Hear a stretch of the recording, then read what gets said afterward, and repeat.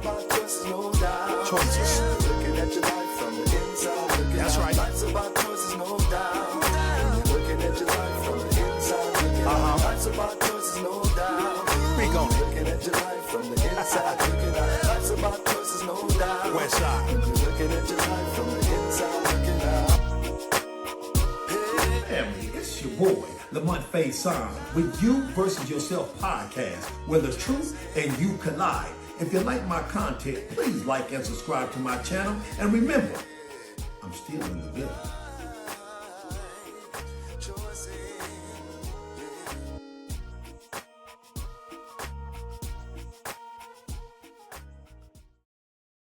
Family, it's your boy, Lamont Faison, and y'all already know I'm still in the building with another episode of You Versus Yourself podcast, where the truth and you collide. Listen, I got a surprise guest in the building today, and that is LaDonna Harris. That's right, the wife of Michael Harris, who was on here about 3 weeks ago talking about how outstanding his relationship was with his wife, and I had to hear her side of the story to see if she paid him to do it.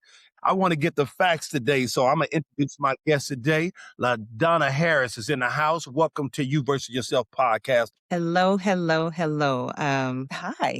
Lamonte. I'm so appreciative to be here. Thank you for asking me to be a guest. You are very welcome. Very welcome. Listen, let's get right into this show. Did you know that Michael Harris was the one? Actually, I didn't know right away.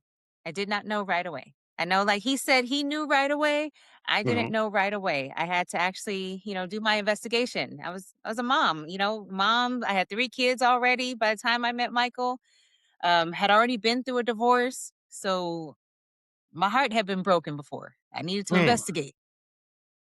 You know what? That's a great point that you make when you say I need to investigate my heart being broken. Your heart was broken. And that is true in a lot of our relationships today, especially those who are divorced. And that it kind of makes us gun shy, for lack of a better word. I'm not sure if I want to go this route. For even myself, I'm in a point, I don't mind a long-term relationship, but I'm not sure that I would get married again. What took you over the hump and said, okay, this is the one. I can do this with him? I watched him. Yeah, I was very observant. I watched not only just what he said to me, but I watched his lifestyle. I watched his life with his children, with his community, with other people that he dealt with. And then when I finally introduced my children to him, I watched him with my children. Okay. Is that long as a process like that? Does it vary, or how long would you say if you was telling someone that was thinking about getting married again for the second or third time? I think myself and Mike, we talked about vetting. I didn't do a good job vetting. My first wife who married me didn't do a good job vetting because at that time I was a cheater. And so how long do you recommend vetting an individual? It depends on the person. Everybody has different circumstances in their life. There's a difference if they have kids, no kids, how long they were. It's so different for each person. But when the person knows, they know. Okay. And that's important. Did you guys seek pastoral counsel before you got married? And do you recommend that, getting counseling before two individuals get together? I do recommend it. Although on the other hand, with Mike and I, we did not seek pastoral counseling prior to, because Michael is a counselor. And so we had a lot of conversations, a lot. And so that, for me, that made me comfortable enough to move forward. But for who doesn't have that ability where you have that open communication, I do recommend it. Yeah. One of the things that being a domestic violence counselor, one of the things that I've been noticing and I've been saying and putting information out on is that before you get in a relationship with someone, I think both individuals, not necessarily just counseling, but also therapy. Because what I notice, many of us are suffering from our childhood wounds, and we're bringing that trauma into our relationships. And because of that, I'm starting to see a lot of people operate based on how they was raised, what we call cognitive distortions. Okay, is not accurate information. If the information that you're receiving is not accurate, then your outcome's going to always be wrong because the information itself is incorrect. It's almost like perceiving 5 plus 5 to be 11. As long as I think 5 plus 5 is 11 or operate in that state, my outcome going to always be wrong. I'm finding that a lot in my counseling sessions. The other thing that I would ask is, Yes. do you guys recommend? It's one thing to get pastoral counsel, especially in a relationship, but what do you guys think about having conversations about your past? Do you recommend talking about past relationships? How did that work for you guys? Do you Yes. ask what happened in my last relationship? Why did I get a divorce? Are those Yes. pertinent questions you would ask in your relationship? Absolutely. Those are huge because because when you get with this new person, you're building a new foundation. Well, you can't build a new foundation till you find out what happened in the previous, what shattered that foundation, because you want to make sure you're not bringing that same baggage with you. And so it's important to know, you know, the different quirks.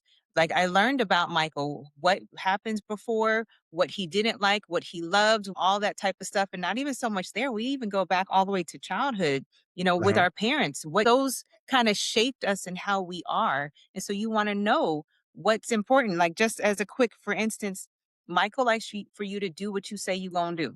So if you Mhm. say that you are going to massage his feet, I need to make sure I do that. Now, that's something very simple, but Right. what I found out, and this is why I learned why this is so important. Like I could be like, oh, I was tired, I fell asleep, no big deal. But it stems from his past of a relative that said that I will do this for you, and they never showed up. And so he Mm. always felt let down. And so now that's a huge pet peeve. So now that I know the foundation of where that pet peeve came from, I'm a little bit more mindful now when I say I'm going to do something, I need to make sure I do it or don't say it at all. Oh, that's a great point. I think there's a book called The Four Agreements talk about being impeccable with your word. Your integrity, it matters, Yes. and that's important. And so, Yes. and I agree with that as well, doing what you Yes. say you're going to do, because what's involved in that is trust. If I can't trust you, Yes. what you're saying, and in many cases, it brings back and it triggers individuals from their childhood, because a lot of individuals in our classes talk about trust, or they got into relationships and they didn't trust the individual. And as soon as you get in another relationship and you say that I'm going to do something and you don't, that typically triggers. So I think that's a great point. Um, Yes. do you guys read together? Because I'm looking for Yes. the connection that couples are using to make their relationship better. And is reading one of those components? It is. Yes. We do read together. Okay. Do you read to each other? Because I find that a little romantic when you read to the individual in bed. I know I'm weird. I think that to me, You're good. just that intelligence and all of that knowledge and information, that's important. Did Mike read to you? Do you read to Mike? Is this after you rub his feet? We do.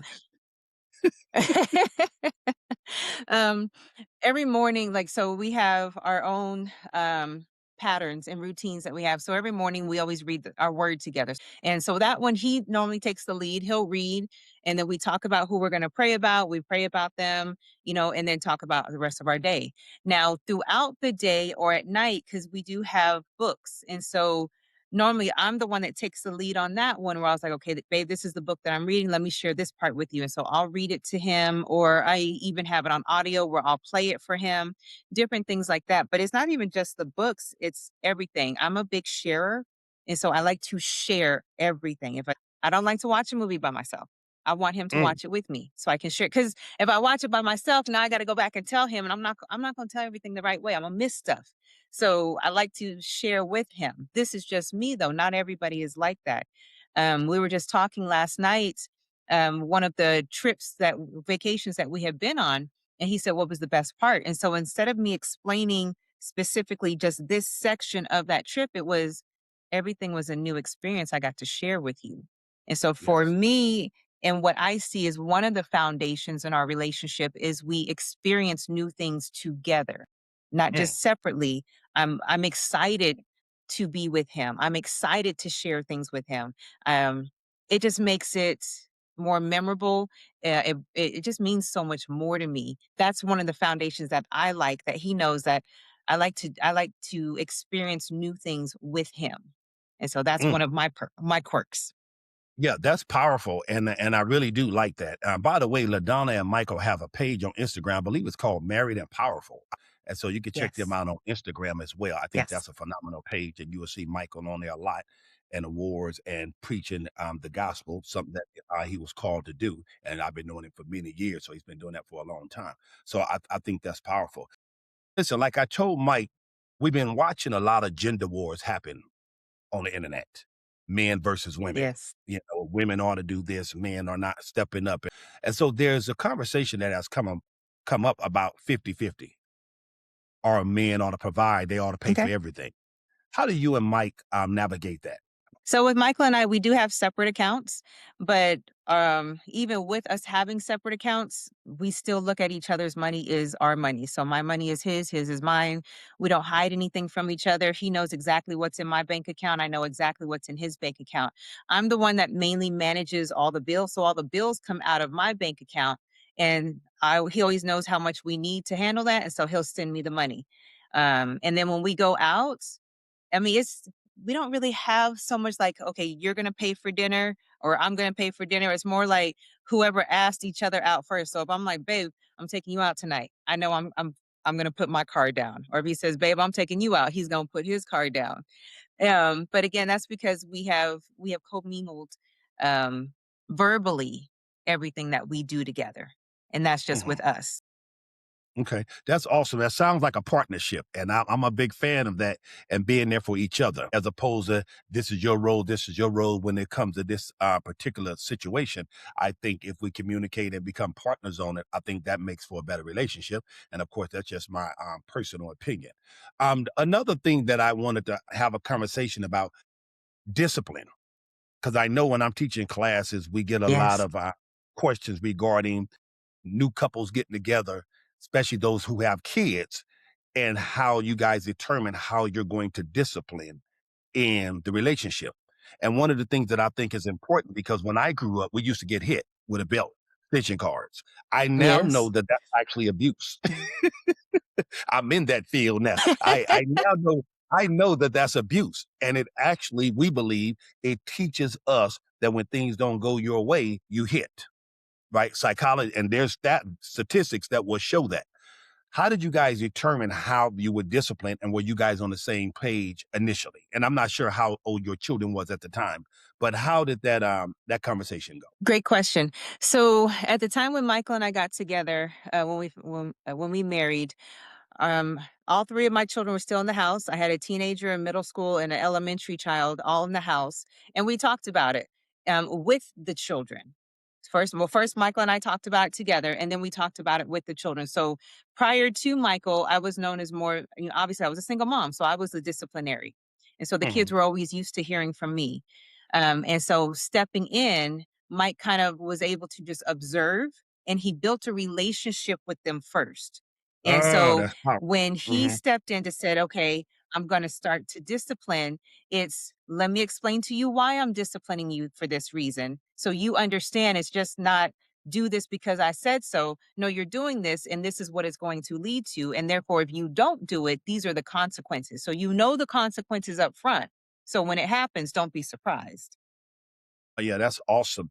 Um, did you guys have the same type of philosophy? Because I know sometimes the philosophy is We did. different also when someone show it. So tell me about that different philosophy, and how did you guys actually come together and say, no, this is the commonality we have when it comes to discipline? How did that play out? So I was raised like you, same thing. I didn't get hit with switches from the tree. I did get hit with the belt. And so even with my children, yes, they got the belt or they got grounded or things were taken away from them. It just depends on what the circumstances were. And so when I sat with when say and Michael was raised the same way, but his family was a little bit his dad was more a little bit more strict than my dad was on me. I was a girl, so my dad let me get away with a lot. But in that, yes, again, we talked about it. And because he's the stepfather coming in, he didn't want to be the one to lay hands on the children so much. It was more of, yes, I'll ground them, I'll take away things, I'll talk to them very stern, sometimes raising the voice, but he didn't want to be the one to lay hands. He was like, if you need to lay hands, that's going to be on you. And so actually I'm trying to think about it. And when I think back, because now all the kids are grown and out the house, Yes. I don't believe he had to. I think maybe one time. No. Oh no, twice. Twice with the boys. The girl, my daughter, no, he didn't have to do so much with her. He just had to threaten her and she got it together. But yeah, we talked about it so they understood. And so now even still they have that respect for Michael because they know that he's serious about stuff. And then Yes. even so for even with myself, they still have the respect for myself as well. Well, that's awesome because that was going to be my next question because I heard Shaquille O'Neal, his father was not in his life. And his stepfather, he calls his stepfather when he was alive. The guy was in the army. And he said, that's my father. That's the guy who raised me. That's the guy who disciplined me. That's the guy who wanted the best for me. And I was getting ready to ask you, do they still talk to Mike today and have conversations with Mike based on that relationship that they established early on? Yes, they don't call him father. They do recognize him as stepfather because their father is still in their lives. Okay. And so they respect both sides. They understand what Michael's role is. Obviously, they understand what their own biological father's role is. And so they look at Michael as stepfather, and they do know what they need from Michael. They can always come to, and what they need from their biological, they go there. But yes, the Okay. communication is still there. That's awesome because I think that was my next question as well. How does this play out when there's another parent that's in the picture? And does that parent, whether it's the wife or the husband, how do you guys navigate the fact that they feel threatened by your new relationship? And was that the case in you guys' relationship? That was the case at the very beginning when Michael and I got together because Michael did want to meet my children's fathers to say, hey, I'm going to be in their lives. Even I said, I was like, it's important for you to know who I have our children around. So I need you to meet them. And at the time, my ex was like, oh, I trust you. It's okay. No problem. But even with that, I was like, you need to meet him because when it does come to important decisions, he's going to be helping to discipline. So I need you to understand where our values are so you know what's going on in the house. Because I always wanted to make sure there was always respect there. Even though he's my ex, I wanted Mhm. respect there still at all times. And so Michael and him did get to meet and they spoke on several different occasions. And so they understood. So even the children knew, okay, well, my dad said this and my stepfather said this. I understand where both sides is. We didn't want any type of confusion. Oh, that's awesome. And I think that's great upfront communication because one of the things we talk about in domestic violence, many of those relationships are broken. We talk about boundaries and setting boundaries in the relationship, Mhm. making sure we have clear, concise, effective communication, not just communication, but effective communication, that our goal is to actually reach a desired outcome. So I think that's awesome for you guys. What is the one thing that you would tell newlyweds or people thinking about getting married who come from previous relationships? What's the one advice that LaDonna has for them? Is to be open with your communication. And I know it's kind of like a cliche and we talk about communication, you got to communicate, but a lot of times people don't really understand the full scope of that because there's so many times when we meet people, they don't really meet us, they meet our representative first. Mm, okay. Eventually you need to sit the representative down and the real you needs to come out and really tell them this is who I am, this is what I do, what I don't do, what I like, what I don't like, and will you accept that? So many times we're afraid of being judged that we don't tell people everything as we Mm, get into that relationship. We still hide some of those secrets, and it's not fair to that other person that you're taking away that decision for them. Like they find out 5 years later that you had some type of backdoor hidden secret that right. they really didn't want to rock with. Or you never know, they would probably rock with it and they would have supported you all this time, but you didn't give them the chance. And so they never really even know you. That's excellent advice. The other thing I would add to that, though, it is also very important to and I do like what you said about your representative because one of the things that I've noticed in the relationships and the individuals that we counsel, there was a backdoor agenda in many cases. They were not healed in certain areas. They did not do the work. And I do find that that's a major contributor to the demise of our relationships because now I don't trust you because you Yes. didn't tell me you had 4 kids. You told me you had two. I mean, so now we got the lie. Now we Right. have trust. So again, the representative showed up. Again, we are scared or nervous to tell you the truth because then you might not want to be with me. But then you come into that relationship sideways or broken right off the bat. We already come in with a broken relationship because we didn't come in with the truth. So I wanna thank you, LaDonna, for coming on You Versus Yourself podcast. I've been watching you and Mike for a while now, for before. And I always say, boy, look at them. They doing real damage over there. They making it happen. So I had to get Mike on and get you on the show because there are so many relationships that need to hear positive influences, positive information, understanding that you can have a good relationship. And here's some of the things that needs to happen to actually make that happen. So I appreciate you coming on You Versus Yourself podcast. Can you tell my audience and your audience where can they find you? And what is it that you're doing today as far as your career? Thank you. So yes, they can find us we're on Instagram under Married and Powerful. Married and Powerful is a page that we created. It's an umbrella of everything that we do together. So Married and Powerful talks about consulting in your relationship, your finances, your fitness, and your faith. And so with all of those, to make you a full, well-grounded person, that's everything. And it's not just you have to be married to go check it out. It's for anyone. We talk to single folks all the time or everything, but it's for any and everybody that want to elevate in any one of those areas. I am a licensed financial consultant, and so I do help more so in the financial side. And with Michael's licenses, he helps in the counseling side, the relationship building, and obviously the fitness, because he used to be an ex-bodybuilder. And so we just put all of our specialties together, and that's how we help our community. Oh, that's excellent. You know what? I almost ended this show, but I cannot end this show without asking this question. By the way, I worked out with Mike before a long time ago. I think it was called World's Gym. And Mike killed me in that day. I think me and Antoine, Pastor Carter was in there working out with Mike. And I used to work out on my own, but I work out with Mike. I said, man, I'll be last time I work out with Mike. But it was a great workout. But Mike actually knows what he's doing in that gym. But, you know, I still stay fit myself. But I do have a question. How important to you, I think that was on our show, how important is fitness to you for your mate? Because one of my issues is in a relationship or before a relationship, I would love for my spouse to be fit. And for me, that's a non-negotiable. Being in shape, taking care of yourself, that's very important. How important is that to you and Mike? And did you guys have that discussion before you got married? It's very important because I was already self-conscious about fitness prior to Michael. So this was a lifestyle, or I wasn't as obviously as dedicated as he was, but I was already in the gym prior to Mike, and I have a modeling background, and so that was already in me, and so it's very important. And then when I have a spouse who is so important, so physically fit, and he takes his health so personal, it just kind of trickles down. And so when he's working out, yes, I work out too. We have a gym in the house. We talk about things together. Yes, for women, we go up and down in our weight all the time, especially when you have kids or you go through menopause or whatever stage you are in your life, your weight is going to go up and down. It is important. It's very important for your partner to understand that and support it, but also for you as the woman to make sure you don't just sleep on that and be like, well, this is just what my body is. No, if you're happy with it that way, okay.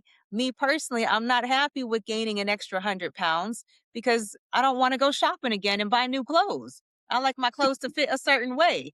And I still consider myself a young mom. I want my kids to be proud of me as well. And not only just the appearance, but health wise. I want to be around a while. I don't want to be, running back and forth to the hospital and having my family, had to take care of me. So it's all personal choice. But yes, fitness is very important. So if that's one of the standards you set at the beginning, you got to keep that going. Well, you know what, LaDonna, I think that's a great point, and I actually concur. I want to thank you for coming on the show. You and Mike are awesome. I'm continuing to pray for you Thank you guys for because having you me. guys are an amazing couple and continue to influence others, individuals out there that's watching you. I think that's awesome as well. And to my audience, I want to thank you for tuning in on You Versus Yourself podcast. And y'all know what I'm going to say. Being calm is cool.